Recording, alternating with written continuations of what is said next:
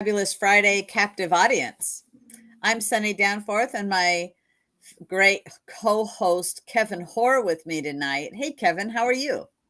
Good. It's only the 7th of October, which means we are basically 1 month and a day away from Election Day.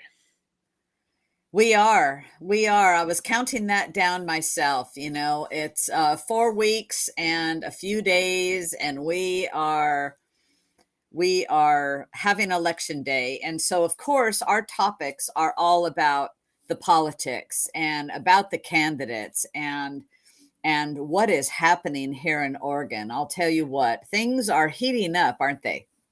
They are, and I actually have noticed that there's a certain air of desperation setting in for our typical political opponents that have been running the state for many decades, and things aren't going so well for them. And we're going to be more than pleased to share that with everyone. Yeah, yeah. Hey, Bobby has a quick question. Did Phil Knight donate to Kotek? I'm going to venture to say no. Because it would be all over the media had he done that. And I would say, no, he didn't. He has to Betsy Johnson, but now he has switched to. Yeah, so this is the big news, isn't it? That Phil It Knight is the big can news. read polls, basically. And the Yep. polls are not good for either Tina Kotek or Betsy Johnson. Betsy, in that she's never not been unable to break 20%. And she spent like $5 or $6 million. Yeah. Which if you spend $5 or $6 million and you start under 20% and you still are at 20%, then I think There's Phil no Knight decided to enthusiasm. cut bait and run. Right. There's no enthusiasm. I'm so happy that he has switched sides and backing Christine Drazen now, and yes, he just donated $1 million to her, and it's wonderful, because right now she needs all of that to use in the media. Yeah, and I think this is the moment when something like this can make a really big difference. But I think he's consistently donated to the No on Tina Kotek campaign. And that campaign is gaining momentum as we speak because, $1 million makes a big difference. And he's not the only one that's contributing resources. Right now, there's a burgeoning effort from the RGA as well, which is the Republican Governors Association, to support Christine Drazen, the Republican nominee, who has consistently been up in the polls. I think we talked about this on Wednesday, didn't we? That there's like 4 different polls, recent ones, that are all showing that not only is Christine Drazen in the lead, but maybe Tina Kotek is also slipping a bit. And Tina Kotek started resorting to attacking Kate Brown in debates. It's so great. Claiming that she's going to be a real leader and hold people accountable and be tough. Yeah, right. No way. No way. She's not. It's going to be Christine Drazen who's going to be the real leader to turn things around in Oregon. Absolutely. Yeah, and I noticed there's another sign of desperation is that all of the issue ads are gone. They aren't even really as successfully pushing the attacking Christine for being unapologetically pro-life in as a candidate. They've not bothered with that now. They've gone straight to the final campaign strategy that Democrats will be revealing here in the coming weeks. Is all they got left. They're going to claim that everyone is a white supremacist, insurrectionist connected with January 6th. And you know what people really don't care about? They don't care about January 6th. They care about crime and homelessness and inflation and the cost of living and taxes. And frankly, what's happening? Yeah, exactly. And so as they start flailing into these issues that really aren't front and center for people, you're really starting to get the feeling like, okay, they're using up the last arrows in their quiver. They're almost done. And you know what? There's one arrow they haven't used yet, and it's coming. And it just I literally laughed out loud when I read this. So the first article I read about this was that President Brandon is definitely going to be paying us a visit next week, according to the media. And the more mainstream media has said they don't know why he's coming, but they know that he's coming. And then, of course, the Oregon Catalyst, which frankly decided to drop a truth bomb on the media and President Brandon, revealed that this is Biden making an emergency trip to try and bail out Tina Kotek. We're going to get one of these stem winder, Donald Trump this, MAGA that speeches attacking Christine Drazan and the three very competitive Republicans in congressional races in order to save Tina Kotek's soy bacon butt. That is not going to be saved by President Brandon. I think that's like tying a weight to another weight and expecting it to float. I know. Do you think she's going, oh no, oh please no?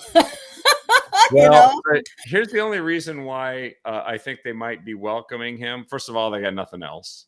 Second of all, they can probably raise some money because there's people that would like to, donate money to an event where President Brandon shows up, because he still promises to do an enormous amount of damage with the remainder of his term. And they want to be a part of it because we're the place where they test all these dumb policies and then spring them on the country. But the other thing is, all three of our Western states, we're the testing grounds. He's visiting. He's trying to save Patty Murray up in Washington State, who actually is in trouble, which is hard to believe. I'm so glad. Yeah, it couldn't happen to a nicer U.S. senator. Yes.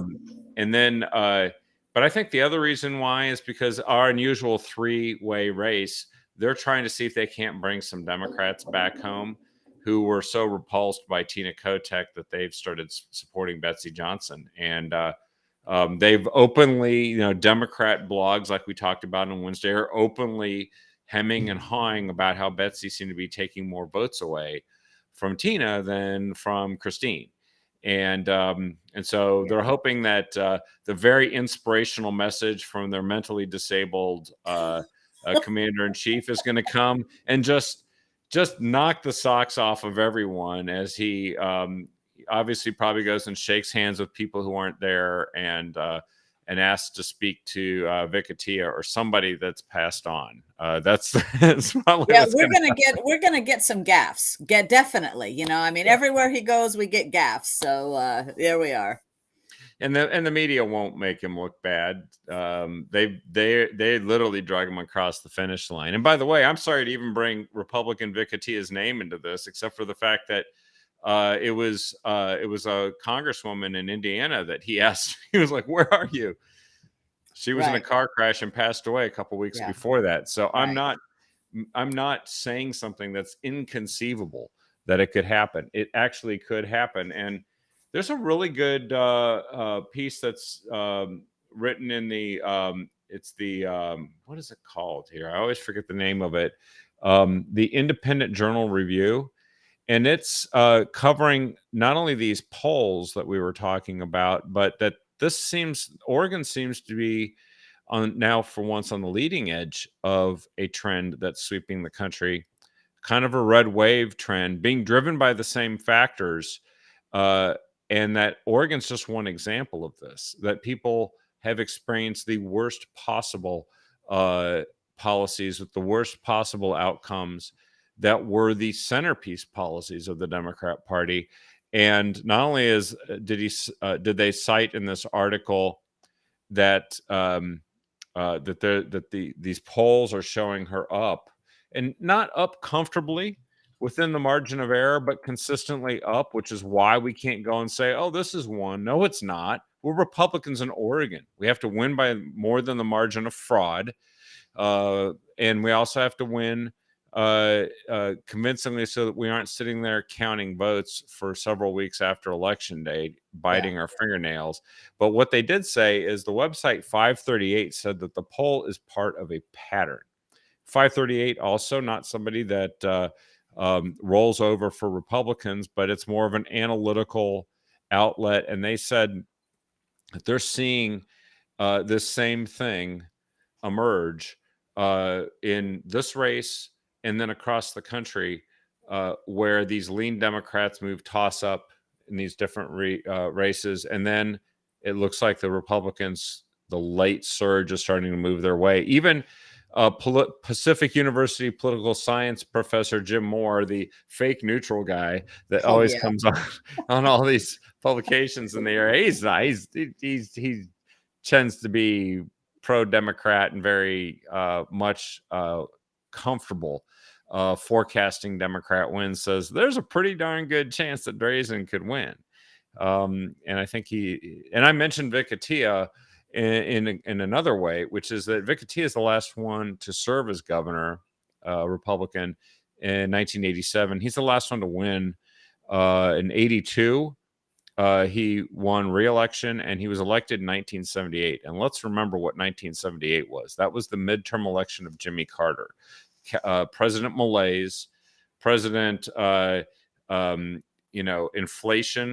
stagflation, economic decline, a country that seems to be losing control of its international affairs, and chaos breaking out everywhere, crime being rampant.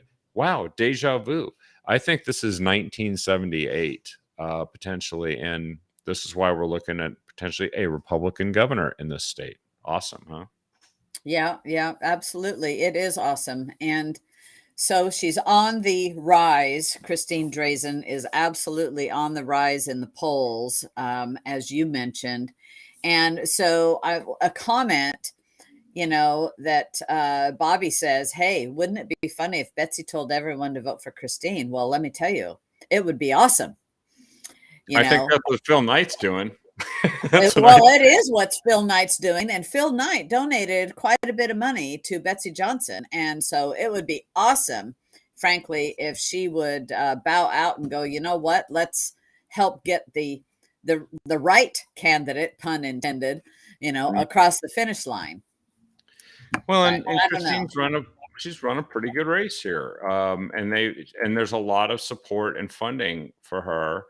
And look, not everybody's going to be happy with everything that's being done, every way they want to. But if you've ever talked to somebody in one of these campaigns, especially in these latter stages, they're getting pulled in 10,000 different directions, and they have to have a crack professional staff that keeps them focused on what they have to accomplish in the time that they've got. And ballots are literally coming out in just 2 weeks. So, here's another interesting thing I just posted, which is likely Oregon voters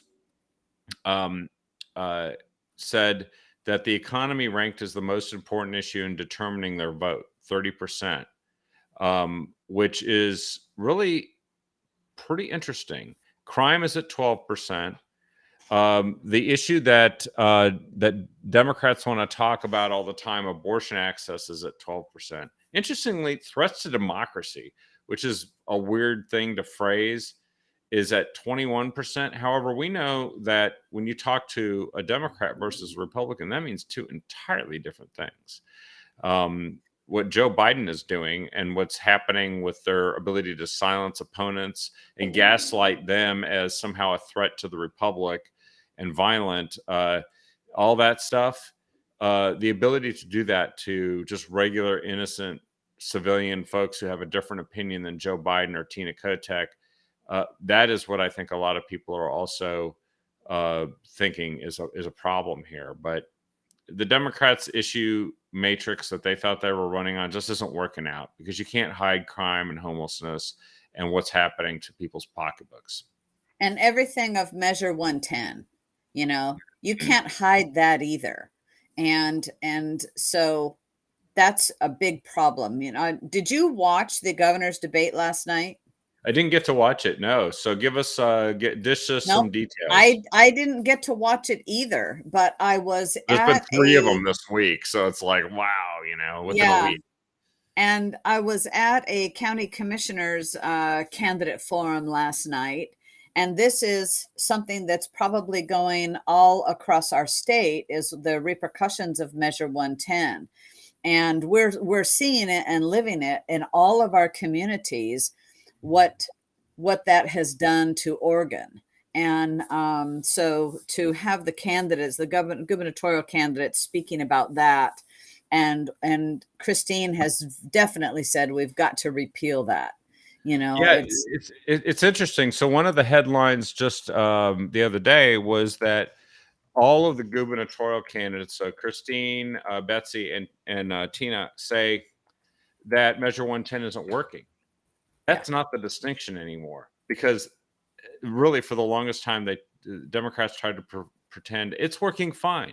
Just be right. patient and we'll get there. And we don't want to go back to the way it was. But of the three candidates, only one of them is saying, but we need to keep it and we need to have more patience with it and spend more money on it And because maybe tweak it a little. yeah, tweak it a little, but they want to tweak it with a lot of money. Yeah, And they also think that, well, we can't go back to the way things were before, where we used to arrest people for drug dealing, and we used to arrest people for committing all the crimes that they do when they are doing drugs or selling drugs and engaging in the buying and selling of illegal weapons and all these things that we see over and over.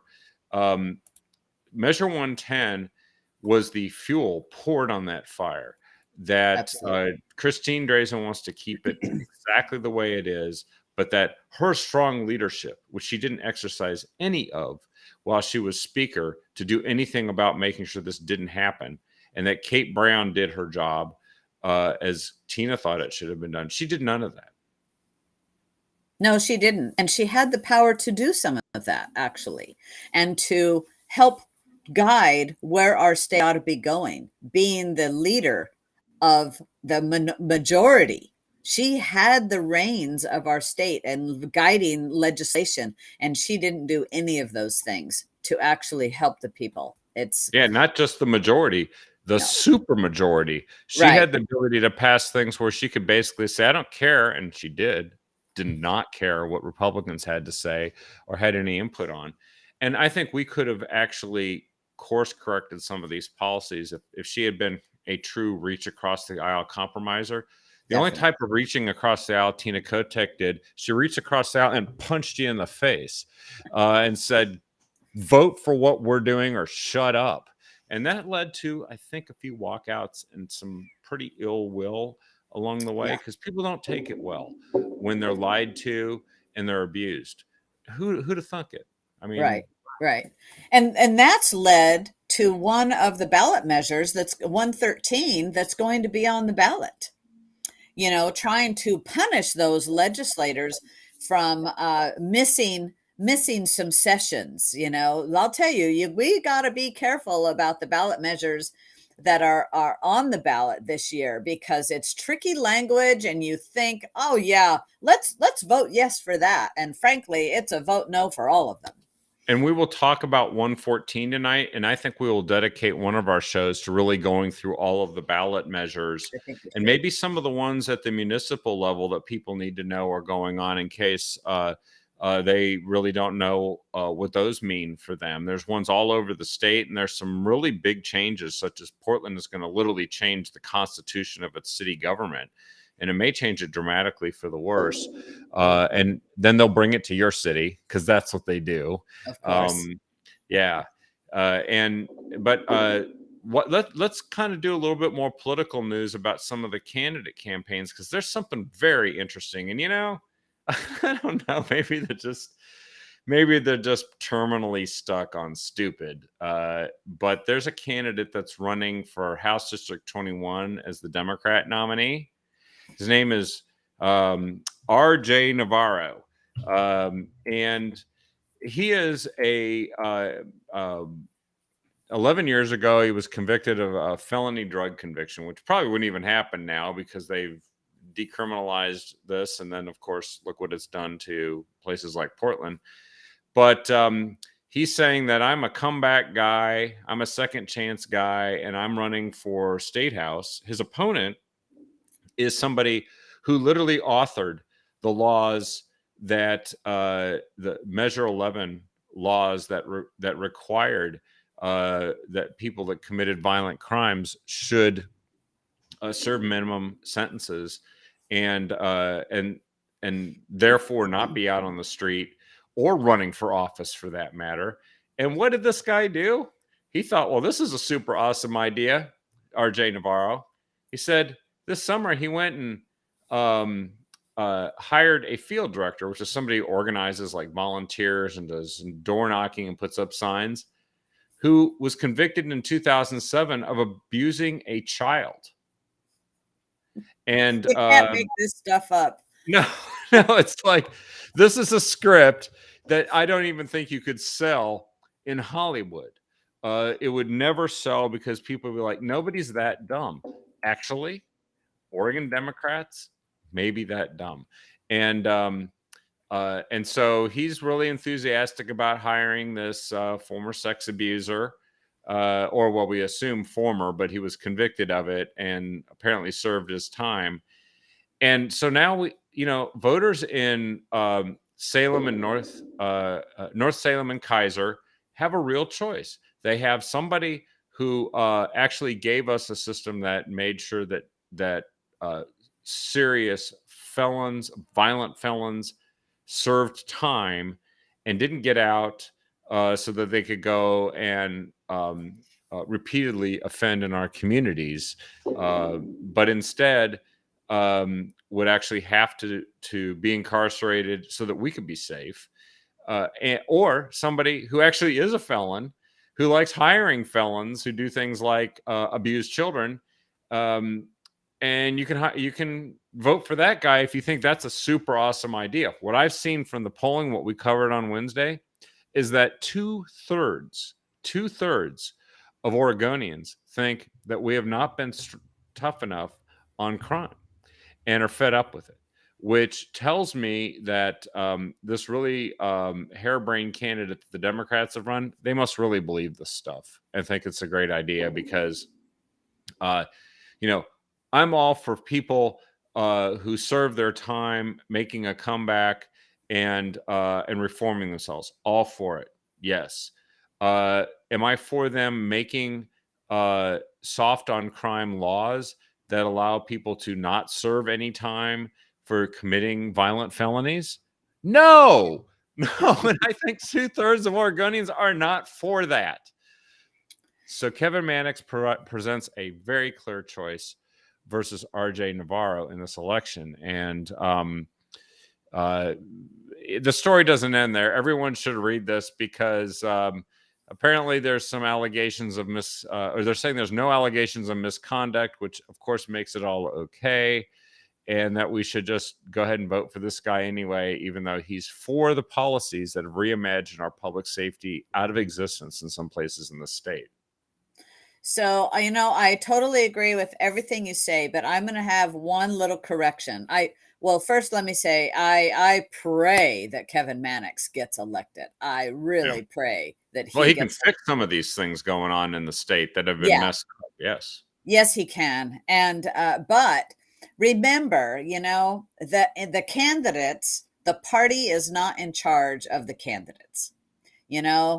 They decide to run for office with whatever qualifications or lack thereof that they have. This fellow won the primary. He might have been the only one. I don't have any idea. They might have cleared the field for him. Yeah. Right. Okay. So I don't want to say that the party is putting this candidate forward because our party, the Republican Party, has been criticized about candidates. So I don't want that language to carry over to us because it is the candidate, and whatever the candidate, we're after the primary, we're supporting whoever has won the primary. And so this fellow clearly won the Democrat primary. He's not very bright, in my opinion, of hiring this director that is a convicted pedophile.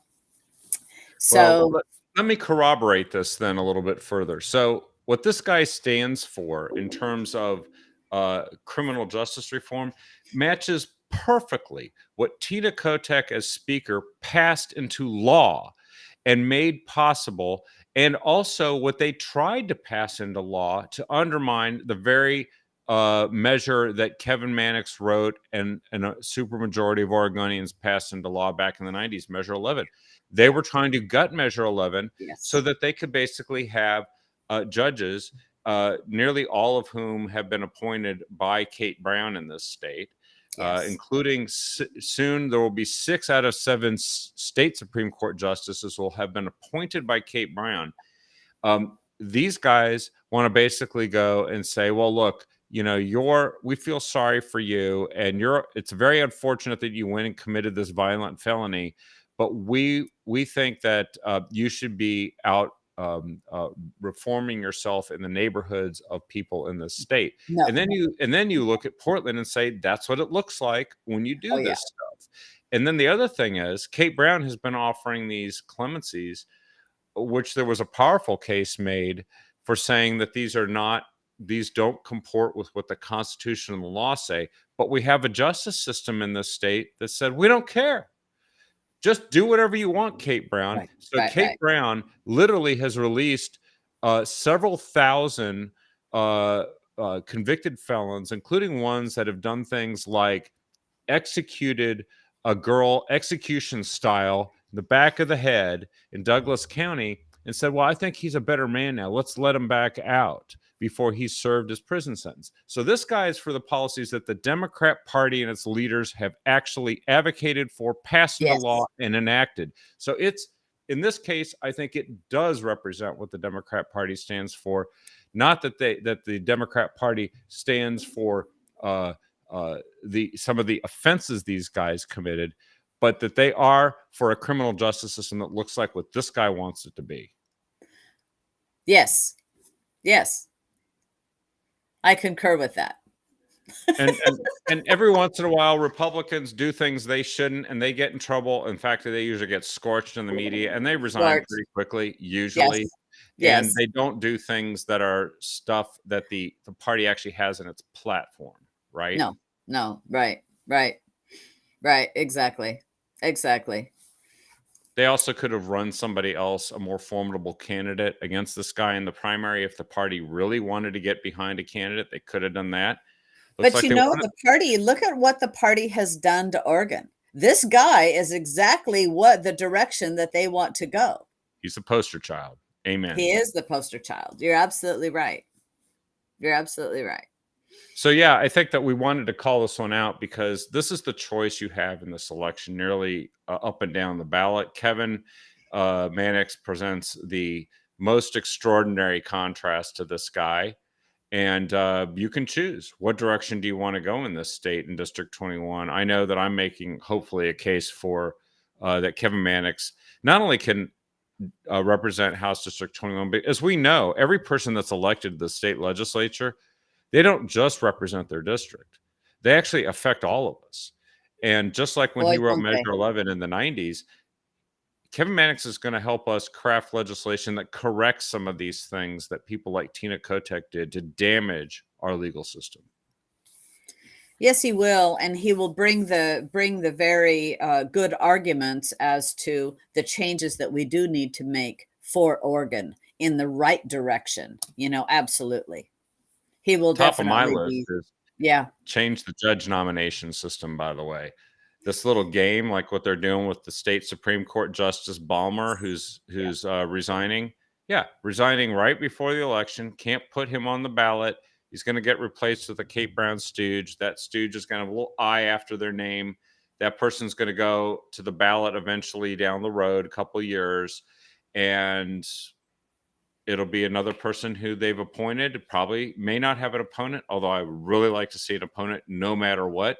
But how about if we change the system to one where judges are more accountable to the people like the Oregon Constitution intended?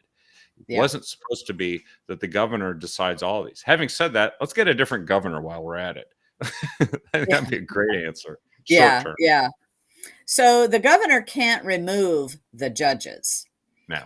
No. And that was a question that we had here. Bobby asked this: can the new governor remove the judges? And no, the legislature can't either.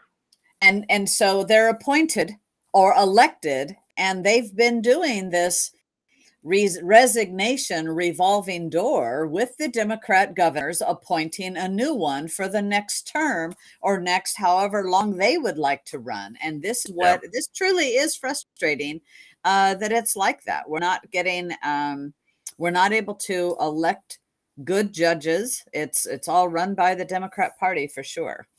Yeah, it's kind of a machine. It's a scam. And now when you expect your judicial system to uphold the state and US constitutions and to follow the law as it's stated, they make something up and they say it doesn't matter, or they just say, rubber stamp, Kate Brown, you do what you want. And uh, we do need to change who our governor is, but we also need to get serious about some structural reforms that can prevent this type of stuff being done to our judicial system. It's a system of justice. It shouldn't be a partisan issue. We should all be able to trust that it's fair, that it is impartial, that it is based on the facts, and that it follows the Constitution. That it Yeah. doesn't. That it's not something where a guy or a gal in a robe can just go and say, "I think the law should be this." That's justice to me. Let's do it. It's not Yeah. that.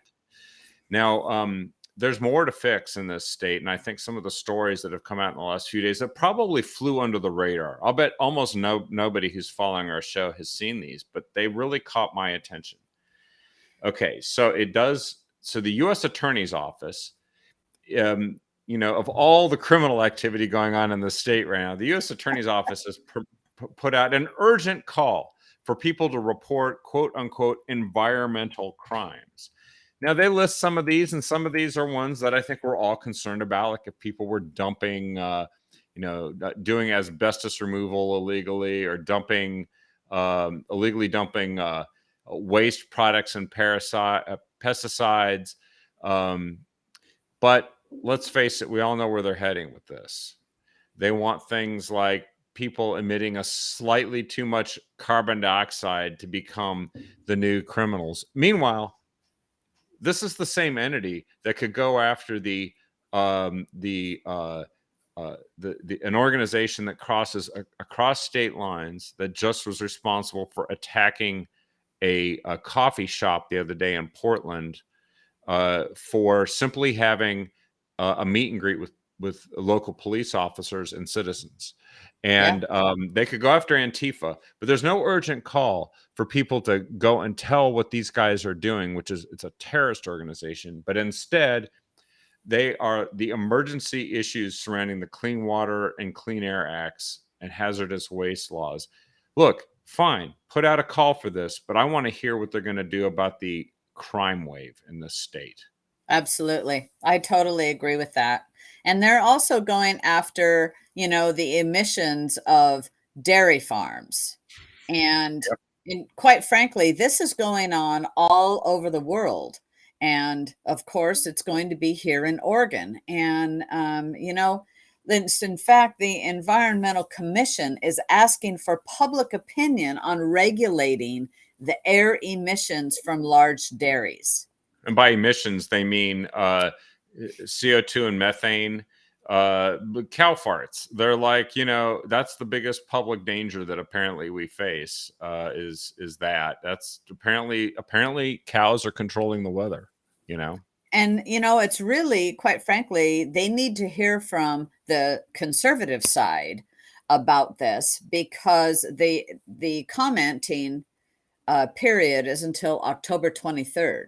And if they only hear from the radical left, that's the direction they're going to go. That might be the direction they're going to go anyway. But we need to be the right side that knows that we do need to have farming, we need to have ranching, we need to have dairies. And quite frankly, I don't think that they are ruining the air quality, in my opinion, at all. And Dairies have been so, around for a long time, and they produce food products that we all rely upon. And in all honesty, if we don't have to wait to see what this looks like if they prevail and they do this. In Europe, they're literally closing down food production yes, operations, farms, dairies. The other article I just posted is a discussion of nitrate problems. Nitrate problems it's known as fertilizer. They're trying to ban yeah, artificially produced fertilizer, which has allowed billions of people to not starve to death. And now they're classifying this as a severe pollutant. and the production process that produces it. Of course, a danger to climate change, and yet they're going nuts on this one. And they in the Netherlands, for instance, you and I are both following what Michael Jan is reporting there. They're literally just taking some of the most productive farmers in the world and say, "You're out of business, pal. And by the way, we're taking your land." In the middle of a time when we may be facing global famines. So if you like famines, do nothing. If you think those are awesome and people starving here and elsewhere and food prices becoming unaffordable, which is the other Yeah. thing that happens when there's a shortage of food, do nothing. But otherwise, speak out and let's change who's leading our government, because there are bureaucrats busy right at this moment at the federal and state level, literally going to take apart your food supply. And they're going to Yes, and classify it as a danger to everyone. And then you'll turn around and you'll be told what to eat. absolutely. And, with the governor's seat, all those department heads are gone and the direction is changed, because she would be with Christine in the governor's seat. She would be in control of the Oregon's Department of Equality and the air and our state's EPA equivalent and all of that. So, it's important on so many levels of why we need Christine as our governor. Yeah, she's going to can all these people and clean house after 40 years. It's about time. And clearly, these people are involved with some extremist environmental groups that carry more sway than the people of the state. And we've got to fix that. Oregon voters do, unfortunately, according to an Oregonian article, appear to be poised to support this Measure 114. Now, that's a very generous headline, because they said a slight majority, 51% of Oregon voters, likely voters, polled. So they would vote this November for Measure 114. Let us hope that we can get the word out to as many as possible that that's essentially taking your Second Amendment right, making it subject to a government permit where you have to argue in favor of you being safe enough to protect yourself, and therefore have a justification for it. It is a survey September 23rd and 24th by a Democrat outfit. 51% is not a overwhelming number, and there's No, but big we have to regional educate the voters about this. we do. Yeah. And Definitely. actually, the byproduct we know of this, Sunny and I, you were both at that meeting in the Dalles, where we got a pretty detailed and very credible explanation of this. They'll probably drive retail gun sales out of the state, which means even if you want to just follow the law and purchase a firearm for your own protection, you won't be able to in this state. And you know who gets hurt the most by this? Who's best able to handle themselves when attacked by a big physical attacker? Women will be hurt by this. They will be hurt by this. So this is a Yeah. women's rights issue, isn't it? Well, it is, and I'm happy. I want to say also, a federal judge has put a temporary hold on parts of New York's new concealed carry law, and actually part of their new law that they have passed there has portions of what we're going to be voting on. And, it's going to go to the courts. It's unconstitutional what is in this bill. And Yep. we really, really need to defeat this so that we don't have to go through the court systems of Oregon. And because it will take a long time, and it would end up in the appeals court and then also to the Supreme Court. But it takes money and it takes time. And so we've just got to kill it now, though, but with the ballot box. Yeah, and I also think that we talked on Wednesday about how Massachusetts has a similar law that is being knocked down by the federal court system. And so the trend is that it's probably out of compliance, because they can't just vote away your constitutional right to protect yourself any more than they could vote away your First Amendment right. That's not how constitutions work. They're not simple majorities, just simply take away any right you have when a majority feels like it. But then again, look, we just had a discussion about what judges in Oregon can be like when they're all appointed by Kate Brown. You're going to put some of this in their hands, and then you got to hope that the judges that were appointed by, say, President Trump, that there's enough of them that someone will be the constitutional tripwire on this stuff. But let's explain to voters why this actually should be defeated. It is really important, as you just said, Sonny. Well, it is. You know, we need to kill Measure 114 at the ballot box. This is an absolute infringement on our Second Amendment rights. And as Kevin so eloquently just said, you cannot vote away our constitutional rights. Yeah. And by the way, one of the strongest arguments, especially for all these people in the Portland metro area that say they might support it, the criminals that you're worried about and the surge of crime, they don't follow laws. No, they Measure don't. 114 is not going to stop them. The guys that are selling meth and tents downtown to each other and selling illegal guns are going to do it anyway because they don't follow laws and they don't care about permits from the government. They will be the ones that will be happy to show up at your door and commit a crime. Except that with Measure 114, maybe there's a chance you won't be able to protect yourself as you sit on the phone waiting for the police to come, who may not come whatsoever. Just the other day, Douglas High School, they had to wait 80 minutes for a report of somebody brandishing a gun outside the school and altercations taking place. It took 80 minutes for police to show up That's too long. Yeah. And 80 minutes, you better be able to defend yourself, period. Yeah, absolutely. You better. One more story here, Sonny. Is that right? This is a big surprise. News just broke. Why don't you, I'll paste it and you can tell everybody what just happened. Well, I'll tell you, the Federal Appeals Court has ruled DACA is illegal, dealing a major blow to the liberals. And this is in Just the News. And I'll tell you, this is really, really good because we've all known that DACA, which Obama signed into law, was illegal. So we're just talking about how things go slow through the courts. Well, this is one of them. But this was an appeals court. And so far, our Supreme Court has not ruled on this. It seems to me they're afraid to truly take a stance on this. But it still is a major blow to the liberal initiative that allows illegal immigrants who came to America as children to escape deportation. So it was the 5th U.S. Circuit Court of Appeals sent this back to the U.S. District Judge for further consideration, temporarily leaving DACA in place for current beneficiaries.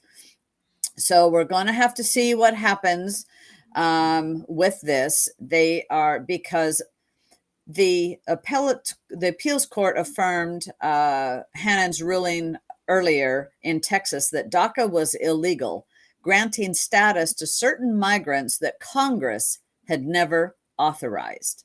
In other words, it was the president making a law, which presidents don't make laws. No. Congress makes laws. That's right. They created a program that circumvented the law and allowed people to remain without the permission of Congress, without a vote of Congress. And therefore, actually, it makes sense that a court would say it's illegal for a president to make laws. And for Congress to at no point in time permit it.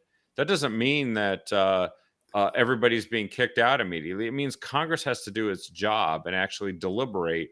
The people's elected representatives are the ones who make laws, not the president. Yeah, I like a quote in here. It said, DACA creates a new class of otherwise removable aliens who may obtain lawful presence, work authorization, and associated benefits, but Congress determined which aliens can receive these benefits, and it did not include DACA recipients among them. Right. So I'll tell you, this I'm sure is going to head to the Supreme Court. I'm glad that DACA has been ruled, that the appellate court has ruled this way, the appeals court, and because it frankly is illegal when that the president can't just make law. The governor cannot just make law. That's not it. That's why we have three branches of three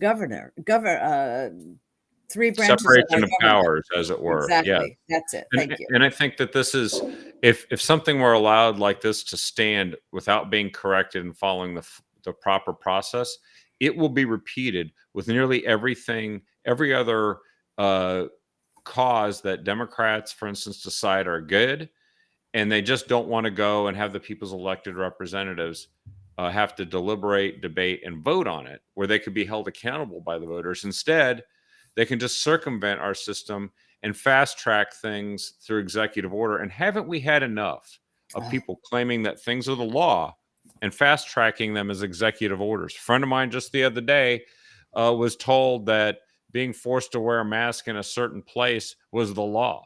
And she was like, it's not the law. I'm a lawyer. Yeah. I know.